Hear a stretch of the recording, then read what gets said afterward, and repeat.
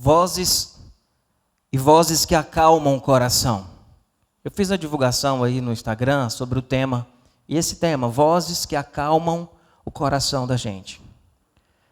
Mas a verdade, meus irmãos, é que não existem apenas vozes que acalmam o nosso coração. Existem muitas vozes que atormentam o nosso coração, que confundem os nossos sentimentos, que confundem o nosso racional até. E algo que eu tenho percebido é que nós não precisamos fazer esforço, nem se concentrar, para ouvir essas vozes que atormentam e que confundem.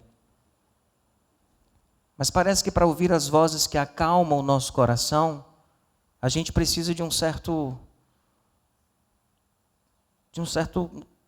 atenção. A gente precisa de uma certa disposição.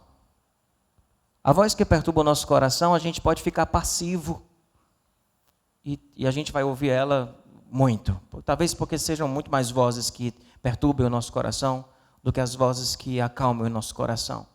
E no meio dessa confusão, a gente precisa colocar nosso foco, colocar nossa atenção para ouvir as vozes que de fato acalmam o nosso coração. São muitas as vozes. E eu queria gastar um tempo aqui falando um pouco das vozes que perturbam o nosso coração. Das vozes que deixam a gente confuso. E eu tenho certeza que você vai se identificar. Eu pensando, me identifiquei com algumas. Eu vou retratar aqui várias histórias, alguns trechos de história. Talvez não vai dar tempo para eu falar da história completa de cada história. Eu vou pincelar. E aí fica a curiosidade para você depois conhecer essas histórias, procurar na Bíblia e ir aprofundando essas histórias que eu vou mencionar aqui por alto. E dessas vozes que perturbam, que deixam a gente aflito, confuso, existem vozes que são externas. Vozes que são externas. Vozes que vêm de fora para dentro. É o que eu estou chamando de vozes externas. E eu vou destacar algumas aqui com alguns trechos da Bíblia. E se tem uma das vozes que são externas e que perturbam o nosso coração é a voz do julgamento. É a voz do julgamento. E quando eu pensei nessa voz do julgamento, eu me lembrei de Davi. Vocês conhecem a história de Davi e Golias, né? Onde Davi vai lá e venceu o gigante com pedrinhas, e ele vai lá e vence lá a batalha. Mas quando Davi vai para o campo de batalha, Davi era um menino velho. Davi não tinha idade para isso. O pai de Davi, na verdade, diz, toma aqui o lanche, leva o lanche lá para os teus irmãos que estão na batalha. Ele foi levar o lanche. E quando Davi chega lá no campo de batalha, que ele vê aquela situação toda, ele deixa o lanche lá no lugar, corre lá para onde os irmãos estão e começa a conversar lá com os irmãos para saber o que estava acontecendo. E aí, Eliabe, o irmão dele, diz para ele, Davi, conheço você, meu irmão. Eu conheço a tua presunção e a tua maldade. Desceste apenas para ver a peleja. Aquela coisa de irmão mais velho mesmo, que olhou para o irmão mais novo e diz assim, tu tá vindo aqui só para aparecer, né? Tu tá vindo aqui só para... Conheço tua presunção, conheço... E Davi não estava nesse sentimento. É uma voz externa que vem muitas vezes julgar a gente.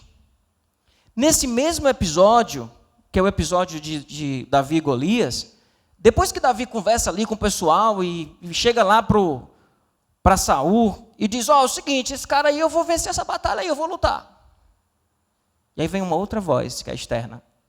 É a voz que diminui a gente. Que bota a gente para baixo. A voz que te julga. A voz que coloca você para baixo. Porque Saul olhou para Davi e disse o que para Davi? Dá não, macho velho, tu não vai conseguir não. Tu é um menino velho, tu não tem condição nenhuma. Condição nenhuma de fazer esse negócio aqui. Você já escutou essa voz? A voz que olha para você e diz assim, você não vai conseguir. A voz que olha para você e diz: você está aqui para aparecer. Conheço você. Sei da tua presunção. É a voz do julgamento. É a voz que diminui você. Essas vozes atingem a vida da gente. Tem uma outra voz, meus irmãos, que é a voz da culpa. Daqueles que culpam você. Eu falei há 2 domingos atrás aqui sobre Judas, não foi? E quando Judas percebeu a besteira que ele tinha feito, ele volta lá para onde estavam os líderes religiosos e quer devolver as moedas porque diz que fez algo contra uma pessoa inocente. E os caras respondem para ele: que nos importa? A culpa é sua. A culpa é sua. Uma voz externa que chega para você apenas para apontar o dedo para você e dizer que você é culpado. Essas vozes existem. Essas vozes existem. Nós escutamos isso das pessoas. Nós escutamos isso das circunstâncias que cercam a nossa vida. Temos ainda as vozes que nos condenam. As vozes que chegam para você e condenam você. Aquela mulher que foi pega em adultério, ela é levada para ser apedrejada. E depois que Jesus dá um jeito de despedir aqueles religiosos que estavam querendo apedrejar aquela mulher, ele olha para a mulher e diz: mulher, onde estão aqueles que te condenavam? Ela diz: mestre, eles se foram. Isso mostra que essas vozes existem. Vozes que estão condenando a gente. Vozes que estão olhando para a gente e estão dizendo que você é culpado. Estão condenando você, que diz que você não é capaz. Esqueci de mencionar o trecho de Golias, porque Saul diz isso para Davi, né, que ele não é capaz, porque ele não é ninguém. E quando ele resolve convencer Saul a vencer a batalha, e ele vai para a batalha, quando o filisteu lá, Golias, olha para Davi, ele fala assim: ó, você está achando que você vai brigar, vai lutar contra quem? Contra um cachorro? Contra um cão? Está vindo para mim como se fosse lutar contra um cão? A voz que vai te diminui bem na hora da batalha. Bem na hora que você está ali, sabe, para conseguir alguma coisa na vida, na tua vida profissional, no teu relacionamento. Bem no momento que você está ali se dispondo a servir, aí vem uma palavra de condenação, vem uma voz de julgamento, vem uma voz que te rotula, que diz: eu conheço tua presunção, tu está querendo, na verdade, querendo o que comigo? Onde as pessoas, as vozes vêm de fora para machucar a gente, para destruir a gente. Existem ainda, meus irmãos, as vozes que tentam. Vozes de tentação. Jesus sofreu com isso. Jesus estava no deserto. E essas vozes que vêm de fora e dizem assim, como disseram para Jesus. Satanás disse para Jesus: se tu és mesmo filho de Deus. Percebe? Esse papo do diabo é um papo parecido com: se tu é homem mesmo, bate. É coisa de menino em colégio, né? Vou te pegar na esquina. Se tu é homem mesmo, bate. Já viu o menino brincando? Na minha época de colégio, que dava confusão, ficava um batendo os peitos no outro assim. E o outro dizendo: tu não é homem, não, se tu é homem, bate. Foi mais ou menos o que Satanás disse para Jesus. Tu é mesmo filho de Deus? E a mesma coisa que ele ouviu na cruz. Se tu és o filho de Deus, desce daí. É a voz que vem para tentar você na sua vaidade. A voz que vem para tentar você nos atalhos que a vida pode proporcionar para você. Essas vozes existem. Elas perturbam o nosso coração. Elas têm a intenção de nos conduzir para uma destruição. Elas são externas. Mas não são só vozes externas. Nós temos vozes internas que também perturbam o nosso coração. Lá em Marcos 7 e em Provérbios 12, diz que pois do interior do coração dos homens vêm os maus pensamentos. Não são vozes apenas de fora. São vozes que encontram eco aqui dentro. Ela pode ter uma influência fora, que vem para dentro, encontra um eco de uma voz interna também. Provérbios 12, 25 diz que o coração ansioso deprime o homem, mas uma palavra bondosa o anima.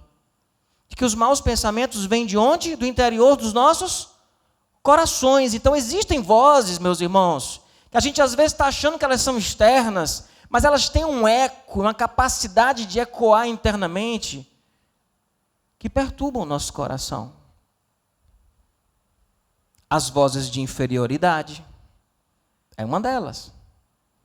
Quando Deus chegou para Gideão, disse: Gideão, vai na tua força, homem valoroso, porque eu vou te usar para poder destruir ali aqueles altares e desfazer aquilo que está desagradando a Deus, desagradando a mim. O que é que Gideão disse para ele? Eu sou o menor da casa do meu pai. Ele tinha um espírito de lagartixa. Ele tinha um espírito do patinho feio. Era uma voz interna dele, que perturbava o coração dele. Que quando os desafios eram colocados na frente dele, ele dizia o quê? Eu não sou capaz. Não era mais Saul falando, não era mais o gigante falando, não era mais o irmão. Era ele mesmo dizendo: eu sou o menor da casa do meu pai. É lógico que ele construiu essa voz interna, talvez a partir de muitas vozes externas que ele ouviu e que fez ele ter essa inferioridade, mas ele tinha esse sentimento. Eu não sou capaz, eu sou o menor da casa do meu pai. Temos vozes internas, meus irmãos, que são vozes de abandono. Vozes de abandono. Eu lembro da história de Jesus com os discípulos no barco, uma tempestade acontecendo. E aí começa a tempestade, Jesus está fazendo o quê no barco? Dormindo. E vem uma voz interna no coração dos discípulos que diz o quê? Não te importa que morramos? O sentimento de que Jesus não estava nem aí para ele. Que Jesus não estava se importando com a situação difícil que eles estavam vivendo. Isso não era verdade. Isso não era verdade. Jesus precisa se levantar e acalmar aquela voz. A voz de abandono, meus irmãos, que o próprio Cristo sentiu na cruz. Deus meu, por quê? Me abandonaste. É o sentimento, no meio da dor, no meio do sofrimento, de que você está abandonado. Esta é uma voz que existe, muitas vezes ecoando dentro do nosso coração. Mesmo quando todo mundo diz: não, você não está sozinho, você não está abandonado, existe uma voz dentro da gente que fica dizendo que eu não tenho valor, que eu estou abandonado. É uma voz dentro. É uma voz nossa. Existe a voz também, meus irmãos, que é a voz de derrota. Nós temos um episódio na Bíblia onde o povo, depois de passar um período no deserto, eles chegam diante da terra prometida que Deus tinha prometido, Canaã. E naquele momento os espias vão lá olhar. E eles voltam. E quando eles voltam, eles têm dois relatórios diferentes. Tem um relatório de Caleb dizendo: bora, galera, a gente vai entrar e vai vencer essa batalha. Mas a gente também tem um relatório dos outros espias que voltaram dizendo que aquela terra tinha gigantes enormes, que voltaram dizendo, e eu destaquei essa frase aqui: e éramos aos nossos próprios olhos,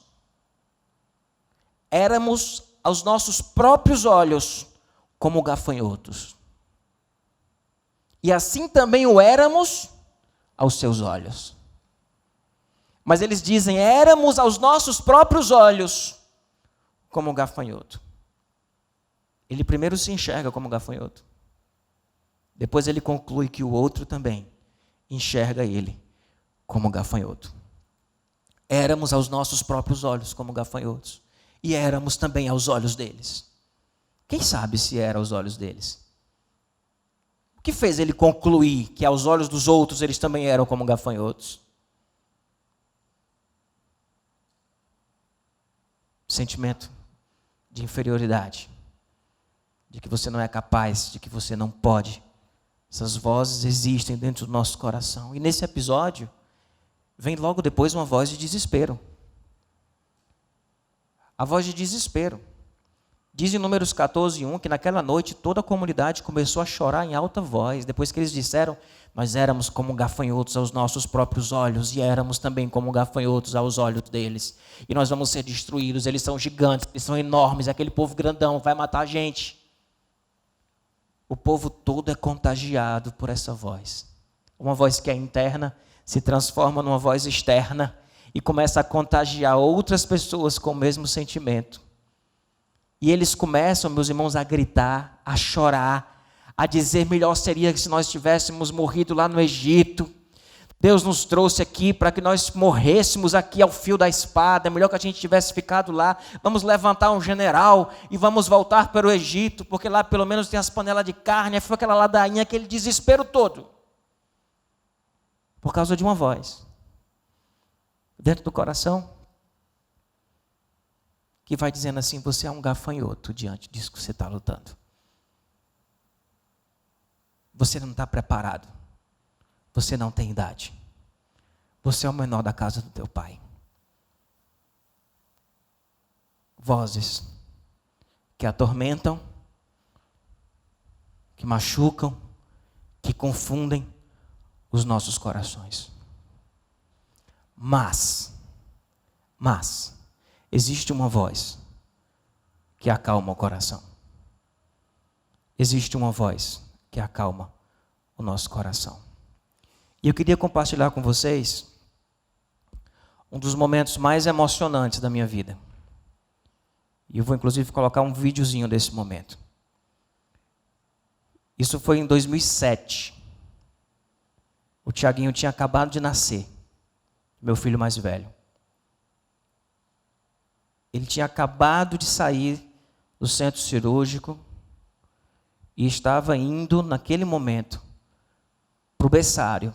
Depois de que a pediatra enfiou aquele negócio no nariz para aspirar, que você fica como pai olhando assim, não sabe se chora, se bate na médica, o que é que você faz? E limpando ele, dizendo, abrindo as pernas assim, fechando e pegando pelo pescoço. Depois a gente fica achando que quebra, né? Pegando pelo pescoço. E ela leva o Tiago para o berçário, onde antes mesmo de tomar o banho, colocaram ele um becinho lá, quentinho, para ele se acalmar um pouco. E aí, foi esse momento que eu tive com ele. Foi o primeiro momento que eu tive com o Tiago. E eu queria passar essa cena para vocês. Queria pedir, antes de dar o play, que apagasse a luz, para poder não perder o começo do vídeo.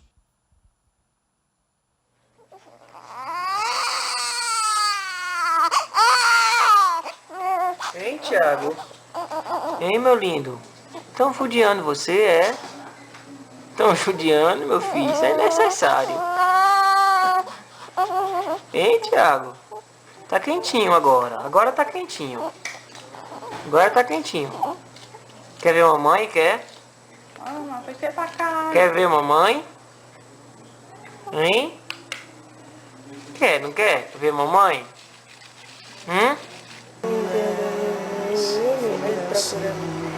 Cadê o lindo? Meu pai. Cadê?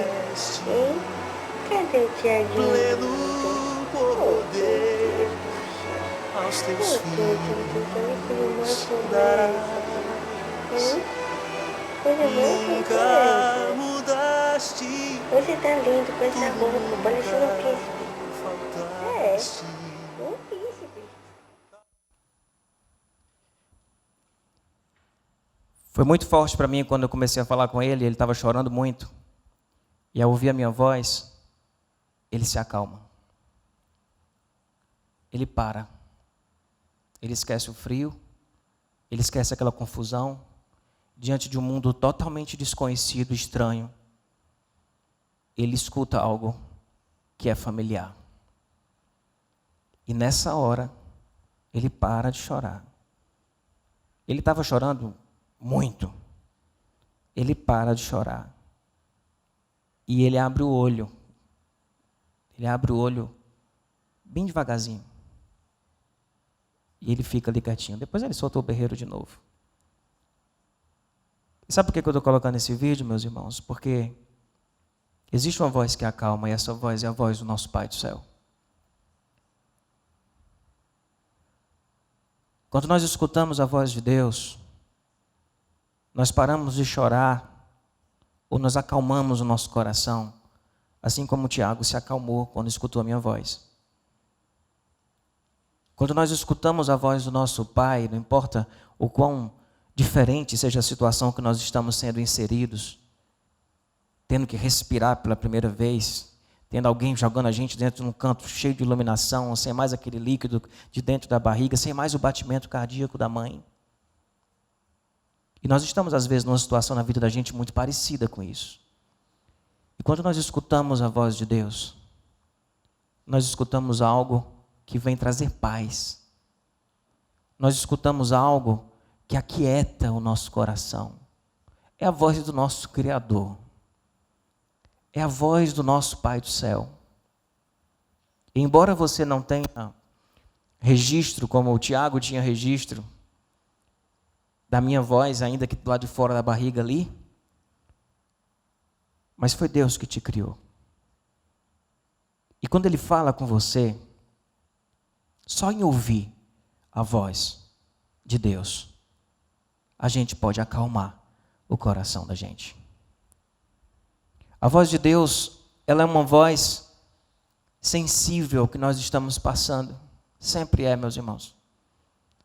Eu gosto muito do episódio de Elias, quando Elias está na caverna, morrendo, lá querendo morrer. Ó vida, ó céus, ó azar. E quando Deus chega para Elias, ele olha para Elias e diz o quê? Elias, o que fazes aqui? Quantas vezes Deus já chegou para você e perguntou o que você está sentindo? O que fazes aqui, Elias? Ele, Senhor, não tem mais ninguém, eu estou sozinho, não tem mais nada, agora estão querendo me matar. Ele fala.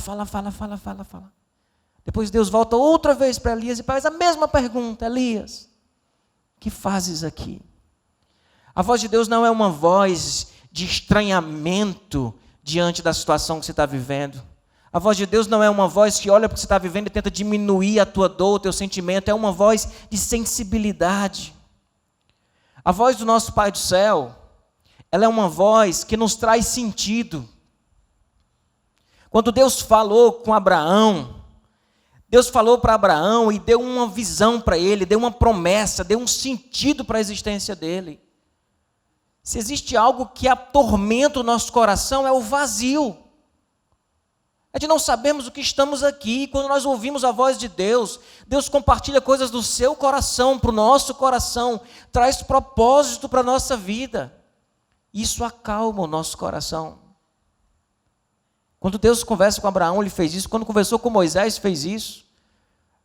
Deus, quando resolve bater um papo com a gente, não tem uma conversa que você tenha com Deus, que você não saia dali com um senso de propósito mais aguçado. Porque Deus vai revelando os sentimentos dele para o nosso coração, coisas que inquietam o coração dele, mostrando o sentido da nossa vida, o sentido da nossa existência. Ele não é uma voz que te joga no vazio, ele é uma voz que te dá sentido. Ele é uma voz, a voz de Deus é uma voz que conduz você ao seu verdadeiro eu. Nós temos a história de Jacó, que Jacó passa a vida dele toda querendo ser outra pessoa. Ele chega a se vestir como irmão, para poder ganhar o direito de primogenitura. E quando Deus se encontra, através de um anjo, de um homem, de um anjo, se encontra com Jacó, a primeira pergunta que Deus faz para Jacó, que o homem faz para Jacó, que o anjo faz para Jacó, que Deus faz para Jacó, é como é o seu nome. Porque naquele encontro Deus está preocupado em que você, Jacó, descubra e aceite quem você verdadeiramente é. Quem faz as pessoas viverem uma máscara e uma farsa não é a voz de Deus, é a voz da religião. A voz da religião leva as pessoas a não serem quem elas são. A voz de Deus nos conduz em direção ao nosso verdadeiro eu. Qual é o teu nome? A voz de Deus vem com essas. qual é o teu nome? Quem é você, meu filho? Responde essa pergunta para mim. E quando ele diz, eu sou Jacó, aí depois Deus vai e muda o nome dele. Mas parece que até mesmo para Deus fazer a obra na vida da gente, Ele precisa primeiro que a gente assuma o nosso verdadeiro eu. Que a gente entenda quem de fato nós somos. A religião e a religiosidade é que vem com as suas regras, com a sua moralidade, com o seu legalismo, com a sua hipocrisia e vai levando as pessoas a se esconderem cada vez mais de quem elas são. Deus não. A voz de Deus vem para revelar quem nós somos. E a partir disso, talvez mudar o seu nome. Como fez com Jacó, seu nome agora será Israel. Mas a voz de Deus é uma voz que nos leva a entendermos quem de fato nós somos. Percebe, irmãos? A voz de Deus é uma voz que não nega os nossos erros, mas ela tira o peso da culpa, do tormento. É uma voz que diz que nos ama. É uma voz que nos aquieta em relação ao futuro, quando diz, não fiquem preocupados com as coisas que vocês vão de vestir, o vosso Pai do céu sabe que vocês precisam delas. Não fiquem preocupados com o vosso amanhã, vocês têm um Pai no céu, que olha por vocês. A voz de Deus é uma voz que traz paz em relação ao futuro. A voz de Deus é uma voz às vezes dura, como a voz de um pai que vem e corrige sim, que diz aquilo que nós não queremos ouvir. Aí entra naquela pregação de 2 domingos atrás, da tristeza boa, para produzir uma tristeza boa e um arrependimento e uma mudança de vida. Mas a voz de Deus é uma voz que acalma o nosso coração, até mesmo quando essa voz é uma voz de juízo. Quando essa voz é uma voz de chegar para você e bater um papo na real contigo, sabe? Dizendo assim, olha, vem cá, senta aqui. Você está fazendo isso. E quando essa voz vem de Deus, nós nos quebrantamos, que ela vem com amor, ela vem com misericórdia, ela não vem só com justiça. É diferente da voz de Satanás, que vem com o dedo apontado, acusando você e negando sua identidade. A voz de Deus acalma o nosso coração. Mas tem um problema. 2 problemas. O primeiro é que nós crescemos. E eu não consigo mais acalmar o Tiago com a minha voz. Não funciona mais. E aí nós crescemos e parece que vamos perdendo a capacidade de nos acalmarmos com a voz de Deus. Talvez porque temos colocado outros deuses na vida da gente e só escutamos essas vozes. Talvez porque nos tornamos o nosso próprio Deus e apenas a nossa voz é escutada ou ecoada dentro dos nossos pensamentos. Mas um outro problema, meus irmãos, é que nós não percebemos mais Deus falando. Olha o que diz em Jó. Jó diz, por que você se queixa a ele de que não responde às palavras dos homens? Pois a verdade é que Deus fala, ora de um modo, ora de outro, mesmo que o homem não perceba. Deus está falando. Nós aqui não estamos ouvindo. Ele está à porta. Como diz em Apocalipse 3, batendo. E se alguém ouvir a voz, ele vai entrar e vai cear com você. O problema, meus irmãos, é que a nossa casa está com muito barulho. E se você está dentro de uma casa muito barulhenta, com um som ligado no top, com uma máquina de lavar rodando, alguém vai bater na porta e você não vai ouvir, porque você está numa casa com muito barulho. E às vezes nós somos esta casa com muito barulho. Nós vivemos uma rotina com muito barulho. E no meio de tanto barulho, nós perdemos a capacidade de ouvir que tem alguém batendo na porta. Porque Deus não parou de falar. Deus está falando o tempo todo. Mesmo que o homem não perceba, Deus está falando. está falando aqui, não que não possa, mas Deus está falando, está ardendo o nosso coração. Agora a gente está tão barulhento, a nossa rotina está tão alucinante, a nossa casa tem tanto barulho, que ele bate na porta e ninguém escuta. Não é que não quer abrir, é porque nem escuta. E para isso nós precisamos puxar o freio de mão. A gente precisa puxar o freio de mão. Lembra que eu disse que para ouvir a voz que atormenta, a gente não precisa fazer esforço nenhum, mas para ouvir a voz de Deus, às vezes a gente precisa se concentrar, a gente precisa focar. Jesus fez isso. Jesus precisava desse freio de mão para poder continuar ouvindo o Pai. Por que a gente acha que a gente não precisa? Olha o que diz o texto de Marcos 6,31.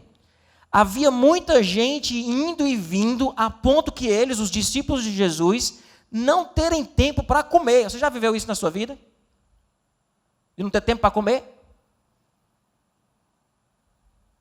A vida está tão corrida, a gente acha, isso é só hoje em dia. Os discípulos de Jesus, tinha tempo para comer não. Indo e vindo o tempo todo. Jesus lhe disse o quê?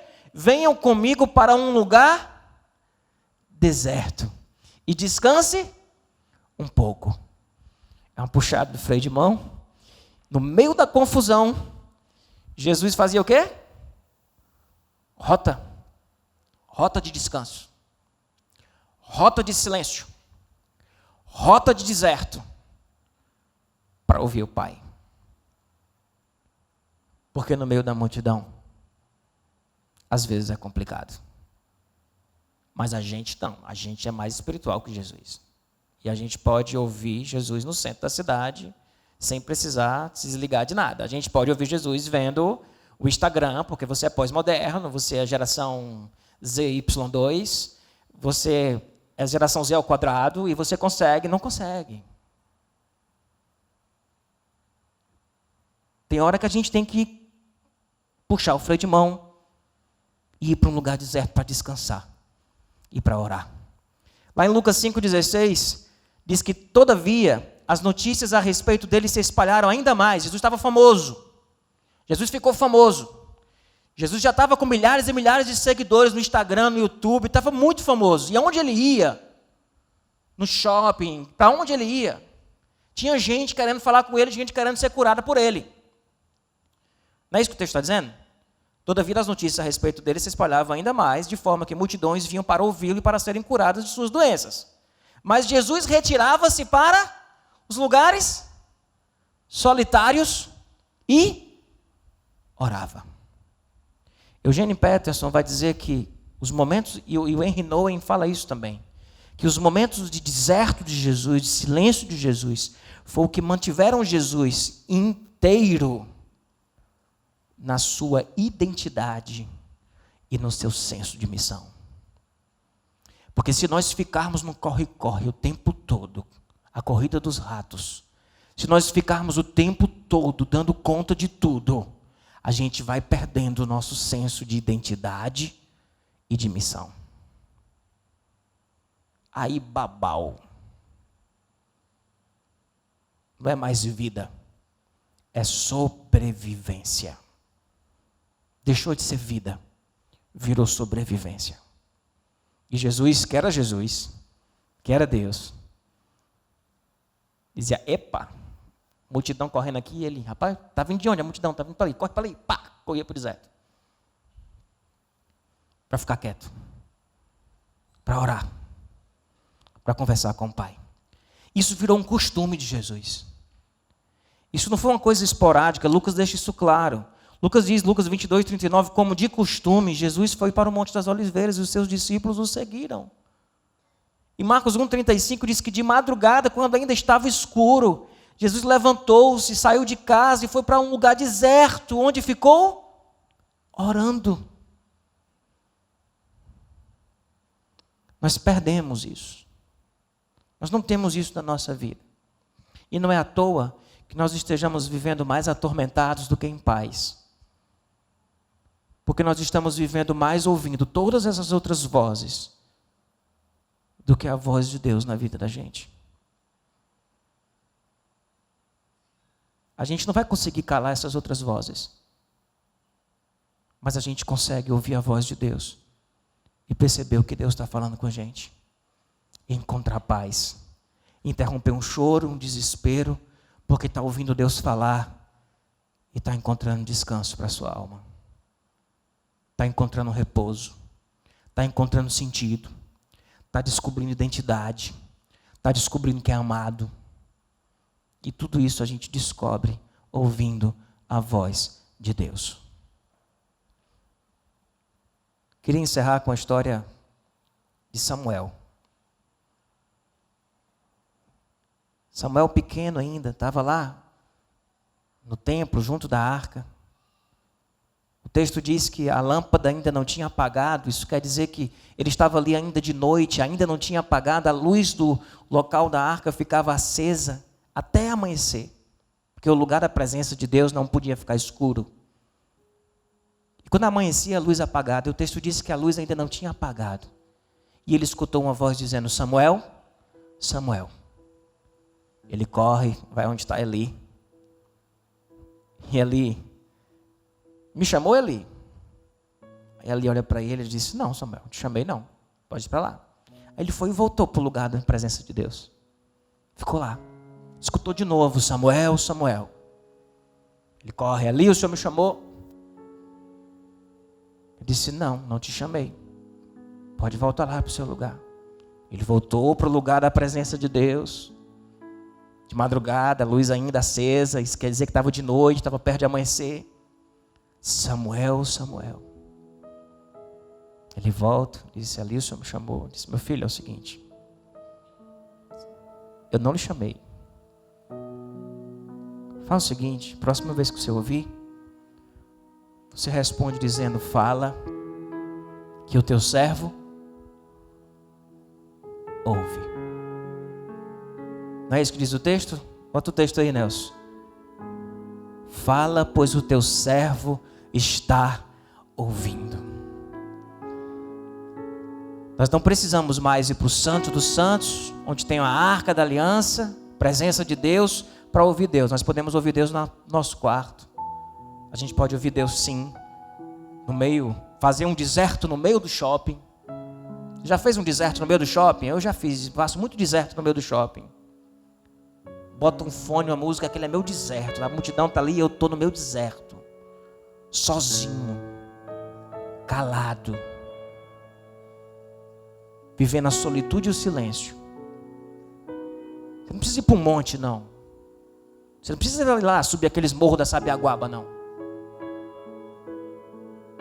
Mas é importante que você pare e diga: fala, porque o teu servo está escutando. Isso é uma disposição de um coração. Isso é uma postura espiritual. Postura espiritual de dizer: eu quero ouvir, eu sou um ouvinte. Fala, Deus, eu quero ouvir a tua voz. E talvez você precise desenvolver momentos de solitude, de deserto, lendo a palavra, ficando calado, contemplando a natureza, estudando um texto, um livro, mas ter o seu lugar onde você está dizendo: fala, porque o teu servo está escutando. Foi a última vez que você disse isso para Deus. Henry Nouwen diz que a gente tem a mania de orar assim. E diz que a oração assim, ela parece uma oração de alguém que está angustiado, simplesmente querendo que Deus responda alguma coisa, ou que Deus faça alguma coisa para ele, que às vezes a gente precisa se colocar diante de Deus apenas assim, não falar nada, e dizer: fala, porque o teu servo escuta. E aí vai ler a palavra escutando, vai ficar calado escutando, vai contemplar a natureza escutando. Isso é completamente anticultural na cultura que nós estamos hoje. Nosso estilo de vida nos remete a uma postura completamente diferente. Não é à toa que tantas vozes de confusão e de tormento estejam tomando conta dos nossos corações, meus irmãos. É preciso se aquietar e saber que Deus é Deus. Amém?